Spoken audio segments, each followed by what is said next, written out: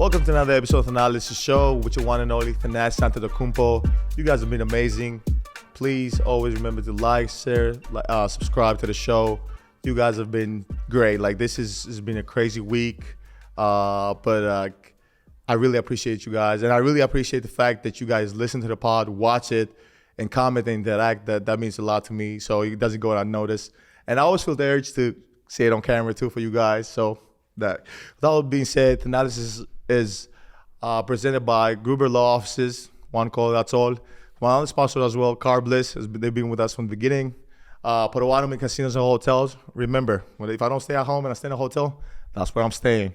And obviously, we can't not stop and not give a shout out to No Studios for hosting us, for hosting the show, and always, being available for us to rock, shoot, record. These guys have been amazing. So, but today it's a special interview today, because I get to interview one of the people who actually support the show and kind of pick his brain when it comes to business and everything. But I got to give him the intro. So, a veteran, a businessman, an entrepreneur, right? The CEO of Carbliss, Adam Kroener. There you go. I gotta give him the. That was the best entrance I've ever seen on a podcast. Really? Yeah, thank you. Oh, man, first of all, thank you for coming to the show. I know you're busy. I know you're developing more and more product and all these good things. But first of all, I want to talk about you, right? Not only who, but I was reading and saying, a veteran, a business owner, but I'm not from here, right? And then for us, going to the army, doing all these things is kind of mandatory. We go there and you have to in a certain age. But for here is different. Here you volunteer, you go and you serve your country. And what does that mean? What does that mean for you? Remember when you asked if there was anything that I don't want to answer? I'm going to give you the honest answer. Okay. So it changed drastically. When I first joined the military, do you want to know why I did? Why? They had a $10,000 signing bonus. Okay. I thought that could buy me a lot of drugs. Oh. That's no joke why I joined. Okay, so not patriotic. Obviously, so I joined my junior years of high school. Yes. And then went to basic training that year and then came back to finish out my senior year. Yes. I definitely, after basic training, went the patriotic route, but that was not the intention out of the gate. I was a bit of a mischievous young man. And really what it means now to me is just, it's hard because a lot of people will say thank you for your service. And I would say as a veteran group, we often talk about how do you reply to that, right? You're welcome. I mean, that seems weird. And I had a guy tell me that the best response is thank you for being worth serving. And when you think about it through that lens, it's an incredible, it's volunteer, but it's a really cool opportunity to be able to serve the people of this great nation. Man, it's amazing. It's great. Obviously that was not the answer I was expecting. To be honest with you, I'm not even gonna lie, but it's a crazy perspective. Now you built this business. Which is amazing. Obviously, when we'll talk about the product, and obviously people who've been watching the show know about Carbliss, but we're gonna talk a little bit about the product, but more about the story and the people behind it. So, okay. And then how did you come back? You just come back and then where did you go to school? What did you? I graduated from the metropolis of New Holstein, Wisconsin. Okay. So that's about 5,000 people Yes. in that town. Grew up in a small town with about 500 people. Yes. But graduated about 8 months after graduation, went to Iraq, came back in 2008, and the economy took a dive. And then I went to work in a manufacturing setting in Wisconsin. Yes. Cheese. Cheese. My job was a cheese cutter in 2008. You wouldn't think cheese cutter's a job, but it is. I think they changed it now to general labor. But started there in 2008, worked my way up over about 10 years to be a director of manufacturing. And really what that helped me do, though, is it helped me understand how to run a really big P&L and run a profitable company and understand financials, because I didn't go to college. And that framework really ended up being the catalyst to understanding how to operate a business when we started, because Most people don't have that framework. Yes. Yeah. See, interesting that you say that. So okay, so how did you get into the beverage business? How did you know what I mean? Like how did you? Yeah, totally by chance. So 2018, my wife and I were doing keto. So Keto is the ketogenic diet. to lose Yep. weight. Okay. Drop a couple lbs. Yep. Yeah. So that is high fat, moderate protein, low carb, low sugar. And I was drinking vodka, water, lemon, lime. Super boring. And so after about 5 months, seltzers started to gain popularity here in the state. And they gained popularity at different parts of different states at different times. And so a buddy of mine walks up and says, hey, you want to try this? And I looked at the can. I was like, oh, I think it was lime. I'm like, yeah, that looks really good. And 2 grams of carbs, 2 grams of sugar. I took a sip and wasn't expecting to do it, but I actually spit it back out in the lake that I was standing in. And I was like, yep, that's not my cup of tea, and gave it to my wife. And she took a sip, she swallowed it, and she's like, nah, I don't like that at all. Here, Sam, you can have it back. And in summary, what I would describe is it was a ton of carbonation and pretty much no flavor. But when I saw the can, I thought it was going to be a very flavorful drink. That's good marketing. That's good. You know? Yeah. No, they did an amazing job. And really, when you think about, I don't know what school was like in Greece, but here around like 10, 11 years old, we were taught that you taste a lot through your nose. So the way I frame it up is I think the corporations, when they were building it, jack up the carbonation, make the scent come out, make me think I'm going to get a very flavorful drink. And, you know, at that point, you're kind of left wanting more.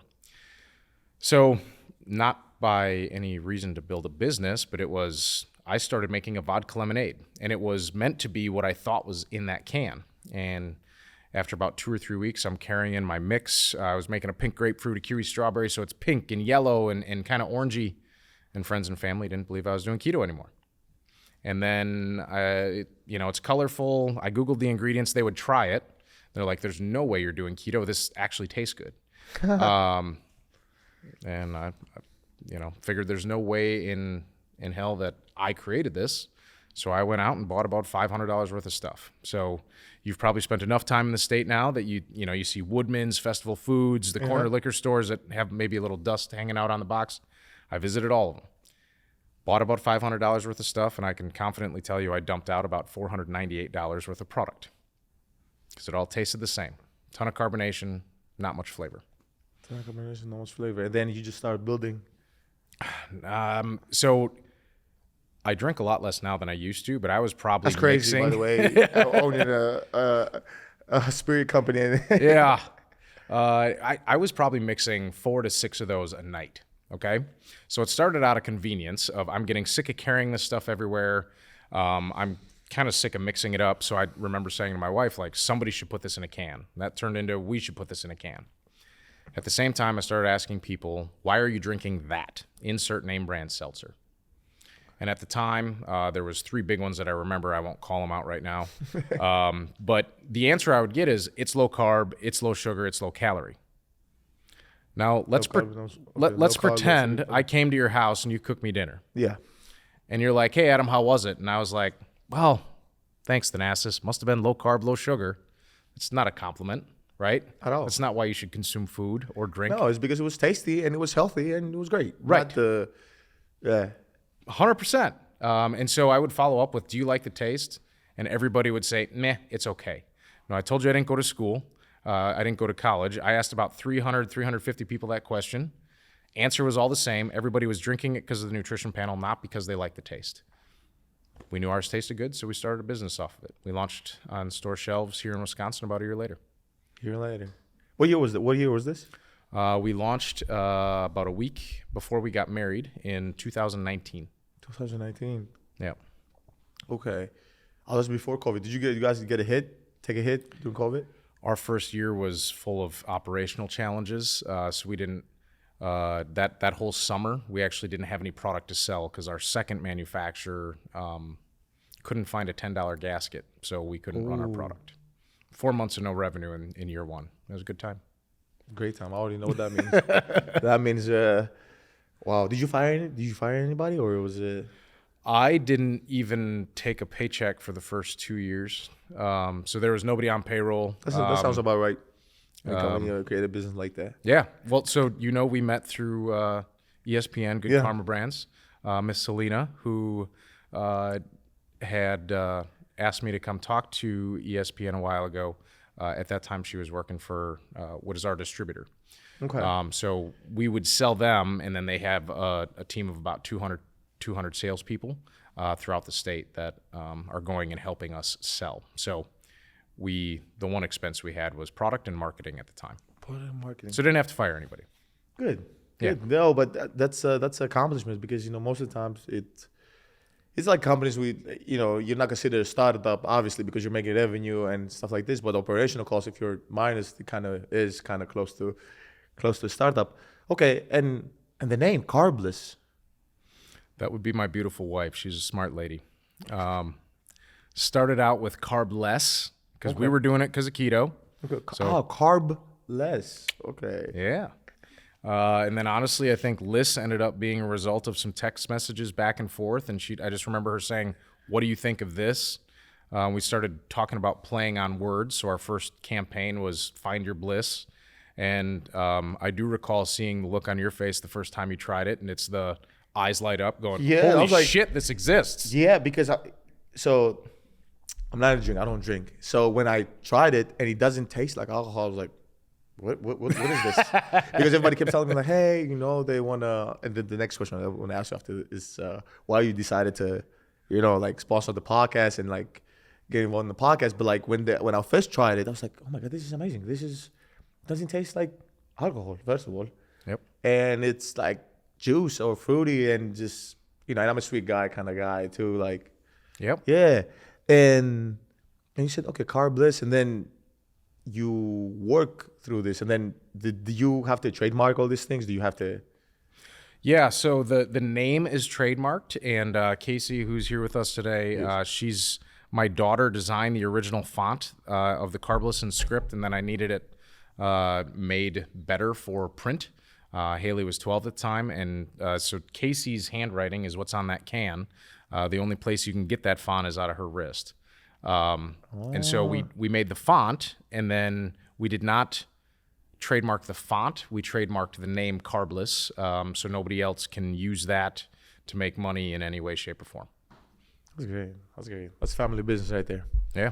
And from your wife, your daughter, and just your whole family, just to, just the up and downs of the operational costs and how to create the business, and especially here in Wisconsin to kind of say, hey, where is Wisconsin kind of business? Now, my question would be, when are we getting a Thanalysis flavor? Ooh, Thanalysis flavor. That is a good question. I gotta come. I don't even have a good answer for that. Generally, I would start talking about how that doesn't pay.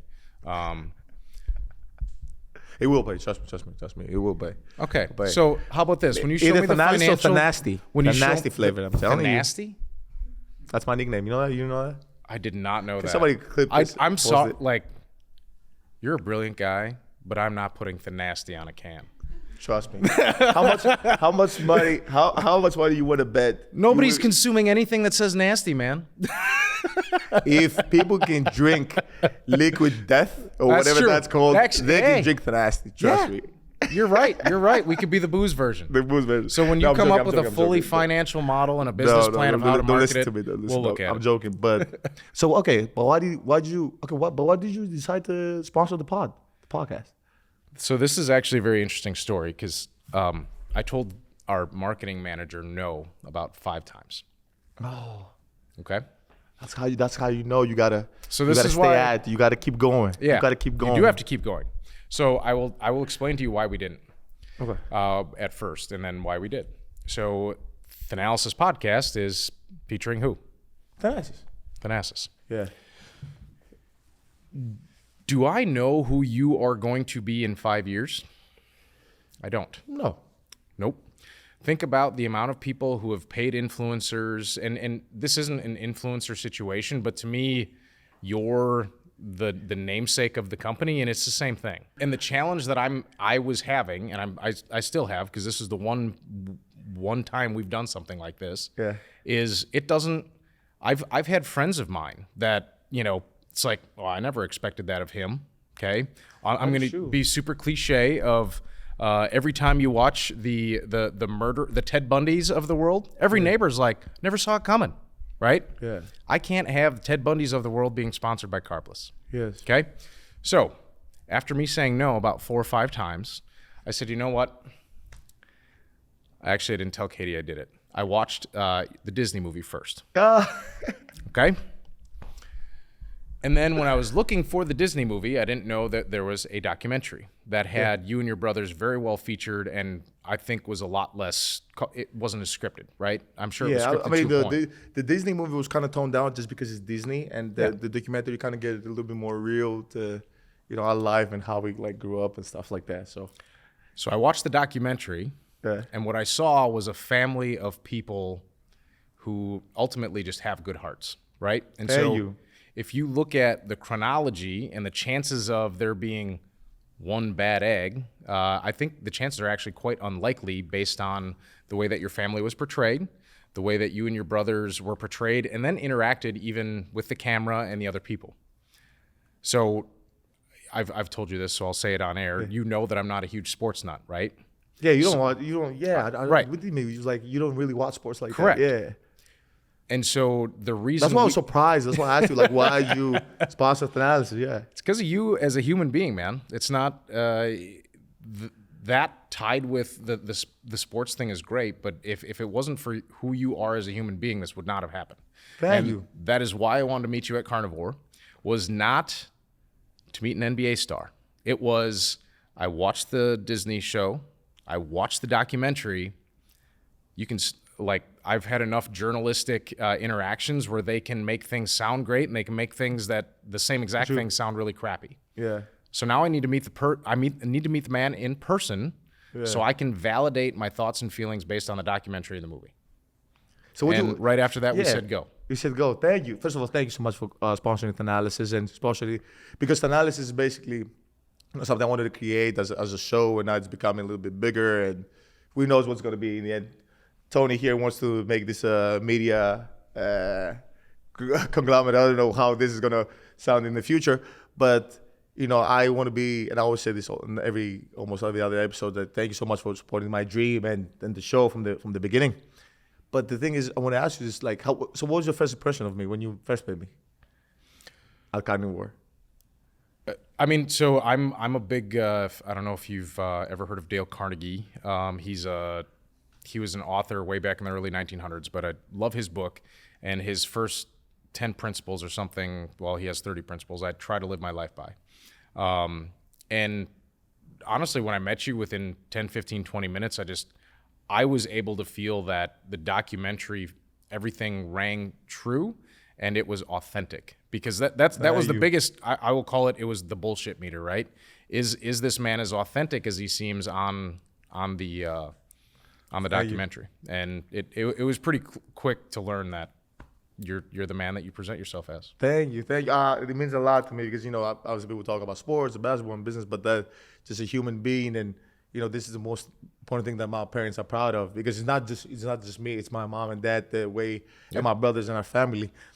And when we did the meeting and the dinner, I was very happy actually, because there was a lot of people, and it was like, and I told this to Tony. He's like, oh man, I think we should do a dinner, and just because of my family, because of everything, I kind of always say, okay, I don't know how. I was like, no, they really want to want to help the pod, they want to be involved. I was like, really? He was like, yeah. I was like, okay, sure, let's go out there. I was very happy, and then we kind of clicked with the watches too, and we'll talk about that a little bit. But it's like, okay, he looks very serious, very straightforward, because a lot of times you meet a lot of companies who are everything is just number wise. Like I know I'm big numbers. I know I'm gonna bring the marketing, and I know that's one thing. But just people to care about who I am and how I am as a person, to really invest in who I am. It's like it's like the real life stock exchange. Like saying like, hey, you know what? I'm gonna put my money with this guy or this company, and say,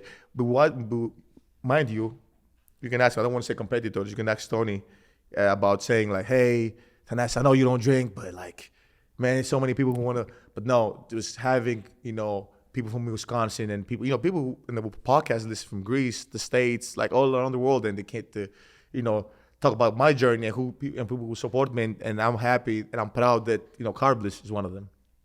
You know, but then okay, now I want to talk a little bit about the product and how you like disrupt the market because it's. I think the name is great. The packaging is amazing. I love how it looks.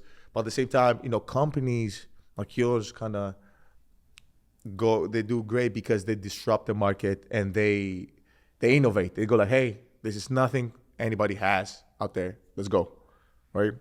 How did you find any resistance with this? I'm not saying now you got to trust our competitors, but I'm saying like, what do you? No, actually, I was just talking to Craig about this about an hour ago, but a lot of times people look at our product and they're like, oh, don't you wish these quote unquote mega brands didn't exist? But the first one that I told you is that I tried, we would not exist had that one not existed. Okay. And that is actually a malt-based seltzer. So it's classified as a beer. I won't nerd out on it, a lot less taxes. And you can get a 12-pack for like $16. Well, ours is a 4-pack for about $10 or $11 because we are taxed about 10,000% more because we're vodka. Okay. Well, now there's another really big competitor of ours that launched about 3 months before us, and they were national very quick because they're a company with a lot of money. And people will often look at that and go, well, don't you wish they didn't exist? Well, guess what? They made the market. When we were first developing it, we didn't think anybody who was 21 would pay for the product because it's $11 a 4-pack. And that particular company did a really good job of penetrating that market. And it just so happens ours tastes a hell of a lot better. So once that person who's already used to paying for this product tries ours, 99 times out of 100, we convert them. But that bigger brand with the bigger marketing dollars was the one that allowed us to exist in the space that we're in and compete at a price-conscious level. Because people will look at it and they're like, oh my God, you're so expensive. They don't see the taxation on the back end. That's all happens far before. Basically, your pushback has never been the product then. Have you ever had like guys? It's always been price. It's always been price. Yeah. So the big malt one I was telling you about, when they go to market, like in the role that Selena used to do, if they were competing against that, they might sell for like $1, $1.25 to like a bar, and we're selling for like anywhere from $1.90 to like $2.15 a can. And so when people start doing their like 3x multiplier for their gross profit, well, that other can is like $4.55, and they're looking at ours going, oh my God, it has to be $9. So we've had to do a lot of training on mindset, right? If I said you sell 1,000 of my competitor and you make $3,750, or you sell 1,000 of mine, you sell it for $1 more, you make a lot less margin, but you make $4,000. Which one would you rather have, 4,000 or 3,750? Yeah. Would you ever say, well, only take the 4,000 if it's at 60% margin? No, you would just take $4,000 because we take dollars to the bank, not margin. Yeah. And I'd say that's part of why we're successful is because we're able to articulate that. Yes. But yeah, price has been the biggest challenge, I would say, and that in the last 3 years has gone down to almost nothing because going back to that other product, they've helped make the market nationally. But the product. What about the culture? What is your team culture? I'm with the team. I'm in sports, right? What is culture in business? How do you manage? I do have my own way of doing stuff in my business outside, but I want to know yours. Like, how do you? It's going to sound super cliche, and luckily I have somebody here from the team. So if you want to call bullshit on me later, you can ask questions. But so we hire off the principles of hungry, humble, smart. Okay, and hungry means you're willing to get after it. You're going to keep going. You're going to get the job done. And part of that on my side is I'm not going to expect you to work 80 hours every week. That's insane. But if you work 60 this week, like take some time off next week. And you don't need to ask me. The humble is when we sell in our first case, and I'm going to treat you as the buyer the same way as when we're selling 500 cases a month, and we're your best-selling item. We need to treat that buyer the same both times. And then smart is EQ rather than IQ, just understanding that how you talk to a liquor store buyer compared to a bar manager, a bar owner, a bar group owner. Those are 4 different conversations. So that's the person we're looking for, which allows us to fit them into multiple different roles. And this is the cliche part. When you come work for us, we treat you like an adult. And that, you laugh, but I mean, I'm going to give you a weird example. Last year, now we have to do this as a requirement now because of the federal government. Thank you very much. But a person said to me, how much vacation do I have left?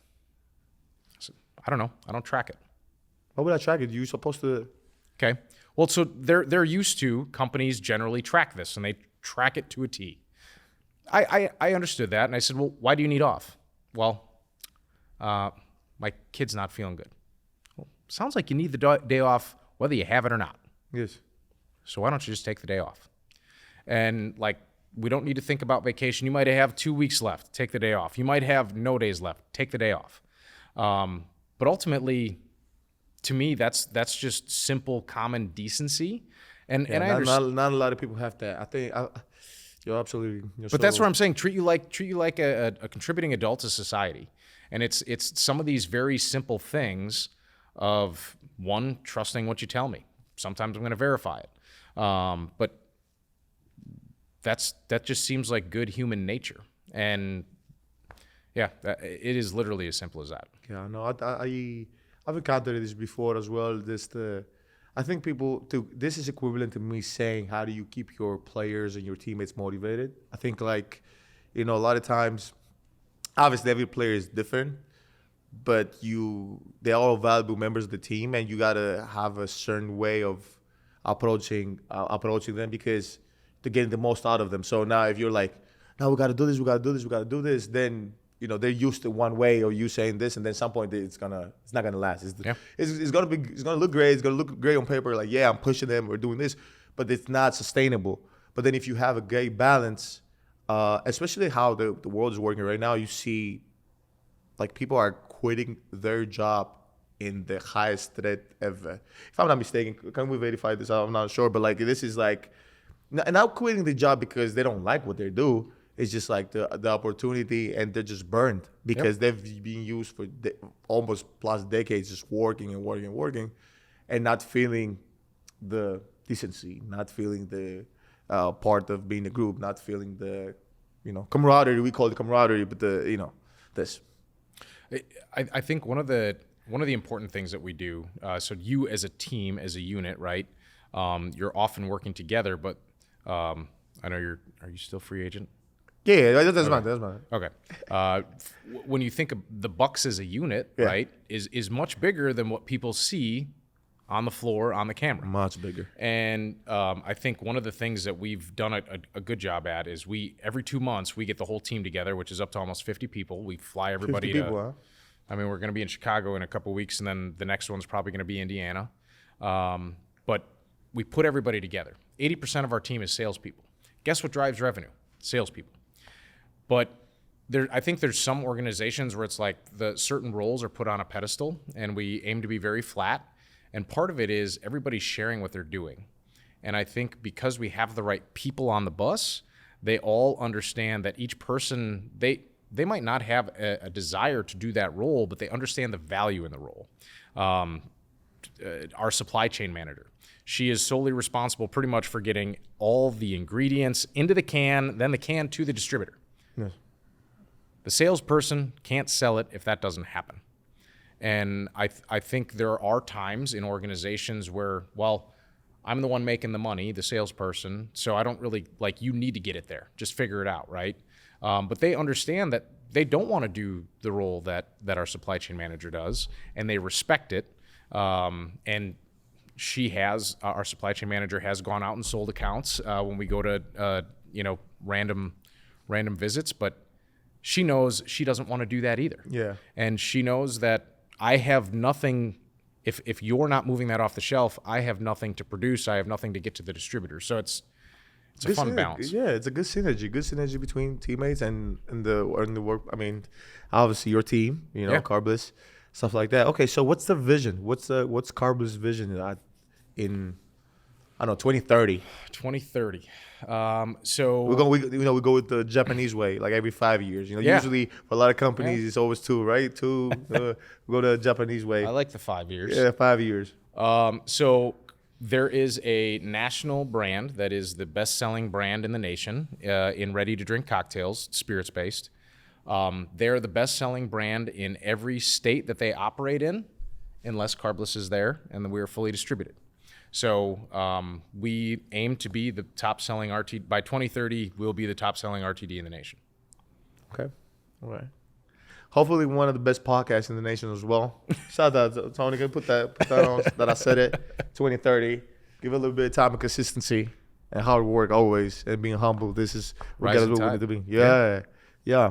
So okay, I do have a segment for you, but usually I do it with like, either the sports guys or celebrities and stuff like that. But you're a celebrity, you're a businessman, and I want to do it with you. Okay. So you good? You okay with that? It's called the True or False segment. Okay. Is that okay? Yeah. See how you do. Cool. Segment. Come on. Okay. True False. or false? Oh. wait. We got me started here. Wait. I'm gonna have to make up the answer anyway. Okay. So butterflies taste with their wings. True. It's false. Dang. Butterflies taste with their feet. Yeah, I can see that. I can say that, right? Just touch. Yeah. That's what it. There you go. That's 1-0 for Thanalysis. Yeah. Adam. Good job, Tony. Second question. The official hold on. I should have stuck with false. You See? should start with false? You want to start with false? I said false You before. did say false. Yeah, I messed you up. I think that's the trick of the game show contestants. Presenter. He always goes like, "Are you sure?" Last chance. Okay, so official animal of Scotland is the mythical unicorn. Is that true or false? That sounds ridiculous. So I'm going to say true. It is true. It is true. It is true. There you go. Ah, you see. Okay, 1-1. Okay. So let's break the tie. Oh, this is a Greek one. You're going to love this one. And there, you guys are going to love this one. In Greece, is it illegal to wear high heels while touring national monuments? I'm going to say yes. It is true. Yeah, because high heels can ruin the monuments, and then it's not allowed. Ah, there you go. So Adam wins. Okay. I won on the Greek one, too. You won on that's crazy. Yeah. There's no way you could have known that. You just guess. Did you guess it, or you just like? What was your thought process? So honestly, I love the memes where it talks about like Romans built these roads in the thousands, and then here in downtown Milwaukee we got potholes, and they've been around for 2 years. But I have family from Germany. I've spent a lot of time. I shouldn't say a lot of time, not nearly as much as you, but I love architecture, and so I could definitely see how that would track and correlate. And also from some of the roads that I have been on, it'd be wise to not allow high heels just to prevent injuries. Yes, they do. They do that in the islands, because a lot of people come to the islands and they go like, oh yeah, I'm gonna have my cool night outfit, and then all of a sudden they gotta work like 45 steps all the way to the those white blue houses that you guys love. Yeah, don't wear high heels. Go on those. Nah, it's actually pretty dangerous, by the way. Yeah, so that's why everybody's like have a what is this called? Is it called Crocs? No, it's not Crocs. Is that it? Yeah, just like kind of. You don't own any Crocs? Me? No. Yeah, me either. That's not my. Same. Sorry, that's. I don't. I think that's more young generation. I don't. It was a thing though. It was a wave. It was a huge wave like a couple of years ago. No, that everybody was wearing Crocs, and it's all this trends they come from high school, and all of a sudden like everybody is wearing them, and then it comes out there. But can I ask you a trivia question? Anything. If you were to wear Crocs, would you put them in 2-wheel drive or 4-wheel drive? What does that mean? What does that mean? 2-wheel, 4-wheel drive. What does that mean? Okay, so do you know what a Croc looks like with a little like ankle strap? Yeah, with the ankle strap is 4-wheel drive. 2-wheel drive is when you slide it up over the front and you just slip your foot right in. Wow. Wait. Let me think. Nah, I'm not securing nothing. I'm gonna keep this in front. I'm gonna put this on. Just put it in. I feel like Crocs are like slippers. Now you guys can see. So you're a 2-wheel drive kind of guy. Yeah, just put it on and I'm out. I'm not. But the thing is, I don't like when it's like this and socks. I'm not wearing Crocs with this. I'm sorry, guys. I'm wearing my because I'm a sneaker guy. Great, but I'm not doing no Crocs like this. Like I don't know. I'm a fashion guy. So when I see Crocs, I'm like, It feels like you're asleep. It feels like you're asleep all the time. Like it feels like you just got out of bed all the time. Like, no, I'm not going to the store wearing Crocs. I'm sorry. That's just me, though. So, yeah. We're on the same page. Okay, so, because I don't want to, I know you still have a little bit of time, but can we talk about watch? Can I ask you something about your watch real quick? Sure. What kind of watch you got on? It's a Hublot Big Bang Unico carbon fiber. Where'd you get it from? If you don't mind me asking, I don't want you have to. I don't buy anything retail. Why? So Why? Or you just like more? So we started talking about watches at Carnival. Yeah. But I look at these as an asset to transfer wealth in and out of. Okay. So similar with cars, where most people look at cars like a liability, right? And I'm going to own it for 3 years and it's going to depreciate. If you buy the right cars and the right watches, they are assets. In which case I park my money into, and then 2 or 3 years later, I can sell it at a greater value. So this was bought used because I knew I could probably wear it for upwards of at least 5 years and still make money on it. So I bought it from some guy from Florida about a year and a half ago. Okay. Do you have, what's your thing? You think is like outside of business and everything, like it's watches your thing, it's cars, is how, like, what's your watches and cars? Watches and cars. And it's like the funny thing is I think so many people look at those items as material. Yeah. I like cars because I've always loved them, and to me it's experiential. Yeah. And so I would rather pay for an experience rather than a material item. Well, to me, going fast around a corner is a hell of an experience. But the tie into watches ended up becoming, I realized I could make money on very high-end cars. Yeah. And then I like mechanics, and that's why I like Hublot. I've had Breitlings, Omega. I usually stay away from Rolex because they're flashy, and usually like this, nobody knows if it's like $100 fossil. Yeah. As where you got a Rolex and you got your hand out the window, that's really good indicator to come steal something from me. So yeah, I try to keep it, I would say, more on the low-key stuff that most people wouldn't catch. And I know you were surprised when I caught yours because it wasn't a Rolex, but it was a very nice watch. Yeah. And but it's usually only watch people recognize. Yeah, that's good. That's another. I think people realize that, but it's another like community of like. Oh yeah. And it's big too. Like they would take pictures. I've seen. Sometimes I'm being tagged in so many pictures, like when I'm away games, like, oh, he's wearing this, he's wearing that. But give me your top 5 cars then. What is your top 5 brands when it comes to car? Top 5 brands? Well, not brands, but like your cars that you're like, okay, this is of great value. European, and so I do need to caveat that just because it's the brand doesn't mean that it's a good value. Okay. So Ferrari, Porsche, Lamborghini, Bentley, Rolls-Royce, those are the ones that you can make money on, but it's not like, oh, I bought a Porsche Boxster. That is something that you will probably never make money on. It's no different than buying a Chevy Suburban. But you have to find within those, part of the reason you can maintain the value is American cars reface every 2 years. Okay. European cars, the high-end cars, reface every 8 years. So you have 8 years of the same look. So as long as you get the right options and you buy it at the right price point, there's a really good chance you can drive them for free. I started this by bought an Aston Martin Vanquish and drove it for 8 months. Sold it for the same price that I bought it for with tax. And so, most people would look at, oh, Adam's driving an exotic car. What an idiot. He's frivolous with his money. While at the same time, my friend's got a Jeep that they're paying $500, $600 a month on a lease, and they're economically sound. After a year, they've lost $7,200, and I drove an exotic supercar for free. For free. Yeah. I think this is where knowledge comes in place. It's the thing that I think everybody would do it if they have obviously resources and knowledge. Right. And sometimes even if you just have the knowledge, you can actually do it. Right. Because you don't have to always spend your own money. Now, business, talking about business, but Aston Martin. For the record, the first car was way before the business. I actually sold the car in order to make sure I had enough money to keep losing money in our business. See that? That sounds about right when you start a startup company. Yeah. But and then now you said watches. You talk about Breitling, Hublot, Omega. You said Rolex is a little bit more flashy. And then I'm more of a Breitling guy, Patek and Rolex, and I think you were in a Patek when at Carnivore, right? Or was it an AP? I think no, it was Patek. Okay. It was Patek, but I'm more of I like that. And then it's crazy how I started too with the watches. I think I gave a present to my brother and some of my brothers, and then I don't know. Then we just started collecting watches, and it was exactly the value and what they are because we're a big family, and apparently we multiply. I don't know how we do this. Every 2 years we come with nieces, nephews, sons, daughters. Like it's crazy.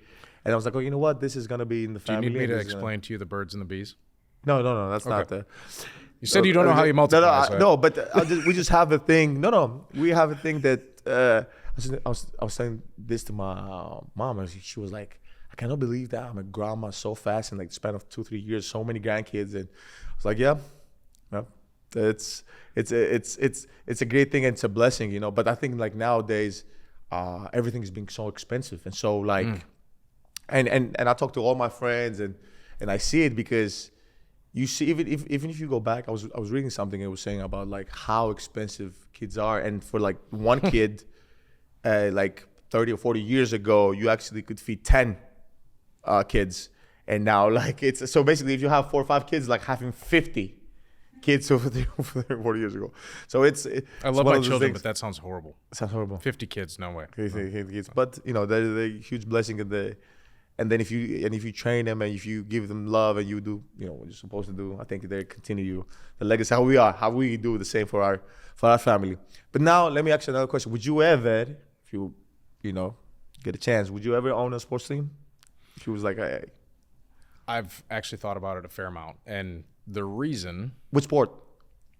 I don't know. So like I love racing, and that would probably be the reason why I wouldn't do it. I think. My reason for owning a sports team is I think there's a ton of value in creating value within a given market. Between the Brewers and the Bucks for the city of Milwaukee, what is actually here and compared to what they bring in, I think is insane. But there's value that's been created in both of those teams. And so it's more along that line. And I think the reason I say I wouldn't own a racing one because I want to, and that would be emotionally exciting. And part of what I think would make me good at it is if I can keep the emotion out of it and just do the logical business marketing type things. Quite frankly, to be able to afford any of those is quite the financial call. Yes, I can see that. I can see it either 2-3 years, 2 and 30. Don't ever put anything past you. But think about this: once you own a team, it's gonna get exciting. Right. And it's gonna get emotional because now you're like, I want to win a championship. Like I want to win with the Brewers. I want to win with the Bucks or any team or any sport or want to be involved in. But okay, enough. But like about sports, like no, that's a solid question, and I think to your point though, it's the championship then is the winning of the business, and so it's the winning of the business, and it's your like.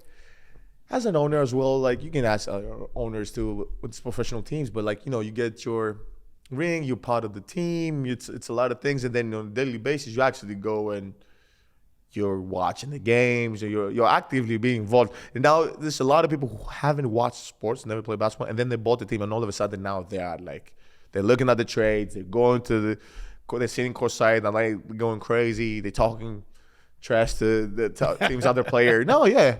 And now they're excited, because this is what sports do. It brings excitement to the space. But I think for you, just being in Wisconsin and doing all these things, I think like, you go to business and then you find stuff that makes it exciting because your business is always going to be exciting, right? Your business is always going to be your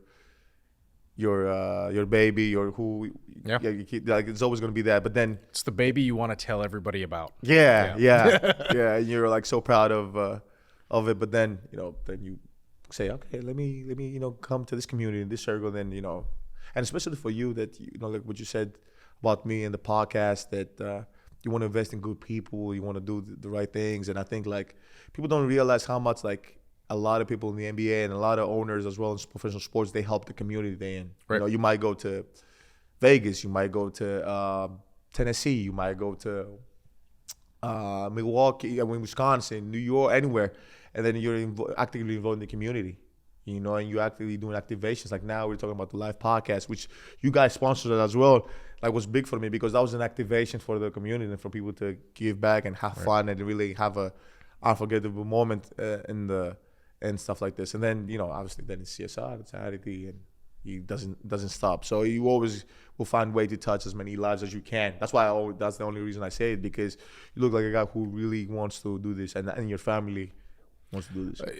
The interesting part that I love about business is we actually have a ton of market managers in market, and part of that is exactly what you mentioned, is nobody will ask Adam Kroener for a donation. Everybody will ask Carbliss, Yes. right? And so even if it's John up the road, they won't ask John, but if he owns the local hardware store, they'll ask the local hardware store.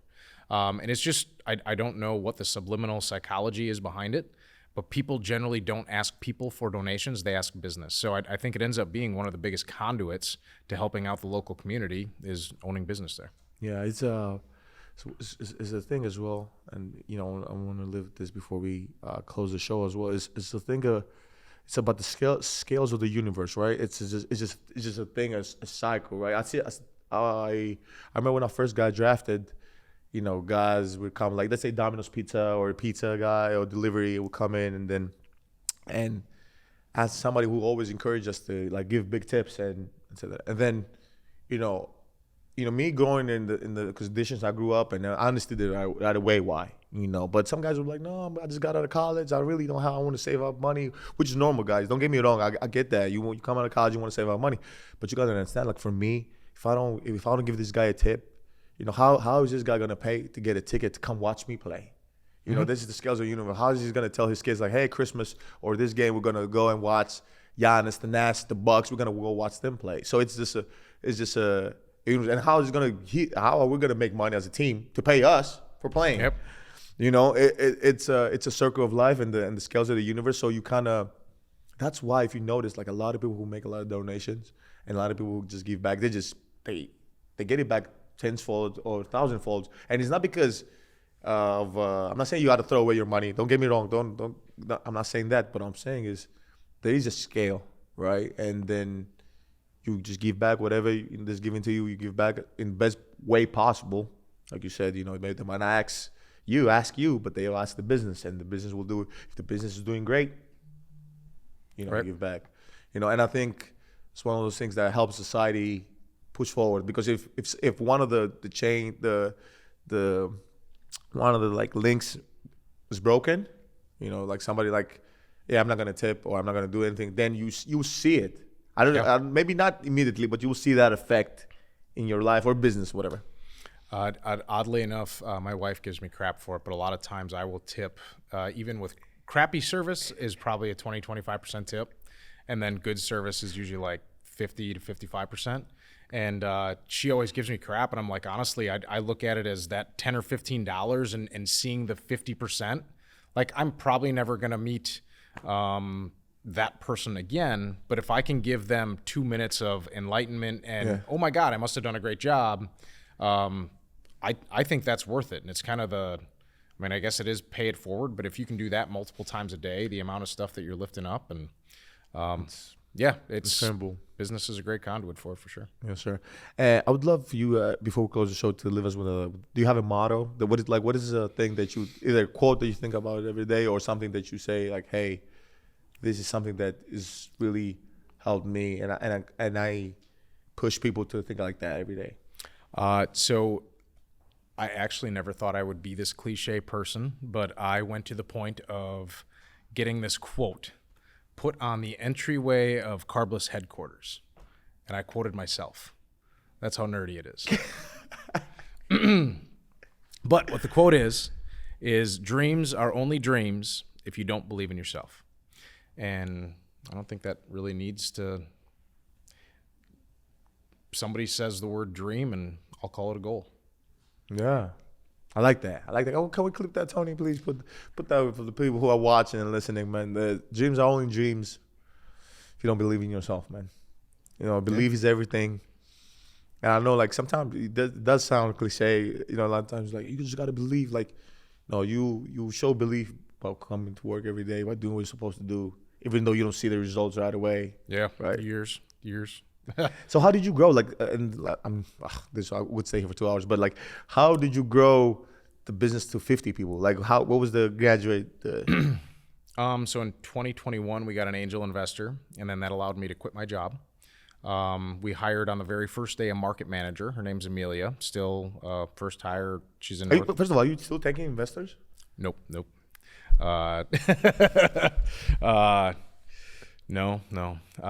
But so when we did that, we saw an immediate increase in sales. And after that, part of the desire to have them was to be personable, because I could close 80 to 90% of the accounts that I would walk into. And so when I looked at, we maybe had 300 or 400 accounts in the state of Wisconsin at the time, It's like, how can we not have more when I could get 8 done tomorrow, right? So that was part of it, and then that allows us to be that personal conduit in the marketplace. In Illinois, we have 7 people, boots on the ground. In Wisconsin, we have 4, okay? Yeah. So Tito's, I got to meet a few of them at your event the thing at the Brewer Stadium last week. We have more people in this state than Tito's, and they are probably, I'm going to say 10 to 15x our sales. Anheuser-Busch is the same in, maybe 100x our sales. I don't know. We have the same amount of people in the marketplace as they do.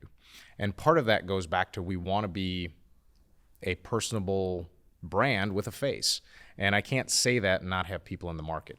And so our growth is primarily sales team, and we generally bring in sales team, and then when we need more support people, we bring that in to help support the business. Wow. So we're in 12 states, and about 30 of those people are boots on the ground, account to account sales team working with our distributors. So you went from just you and your family, 3 people, to your wife to we're almost 50. at 50, and we've been hiring people for about 3.5 years. That's dope. Way to grow your family, man. Way to grow the family. Welcome to another end of the show. Thank you so much, Mr. Adam, for gracing us with your presence and give us a little bit of tip and insight on Carbliss, because you guys have been asking me, what is Carbliss? Who is Carbliss? This is who Carbliss is. Behind it. Please don't forget to check out the product. If you want to have a guilt-free action, there you go. Carbliss is the drink for you. They've been supporting me throughout the podcast from the beginning, and I can't wait, man. I can't wait till you guys try it. And once you try it, trust me, you will have Carbliss for the rest of your life. This is amazing. It's amazing. Thank you very much. Thank you. Don't forget, subscribe to the Thanalysis show. Comment, share, like. Please follow our socials: Instagram, Twitter, X, and are we opening? We have a TikTok, right? Are we opening Snapchat? No, we're not doing Snapchat. No Snapchat. But please follow us on every platform. You guys have been amazing. Thanalysis out.